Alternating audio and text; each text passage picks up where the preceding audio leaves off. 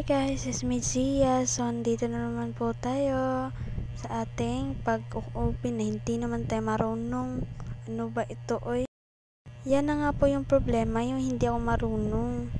Yan, dito pa lang nahuhulog na talaga ako.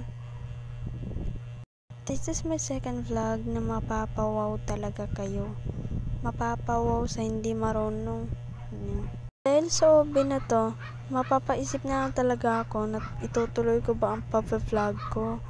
Baka wala nang magsusupport sa akin kasi hindi naman ako marunong mag-OB. Pero guys, beginner pa lang ako, so pwede naman akong, may chance pa akong maging pro. Kasi beginner pa, diba? Pwede pa namang magano. Alam niyo guys, nafe-feel ko talaga kung voice over ako, ay yung laway ko talaga, yung laway ko parang nadi-dry talaga. Ganyan yung palagi ko nafe-feel kapag nagvo-voice over ako. First vlog ko to na may halong voice over. Guys, mag-ready na kayo kasi sa third vlog ko is magre-reading your comments na ako. Dapat naka-comment na kayo dun na. Speed up ko na to para mabilis ha.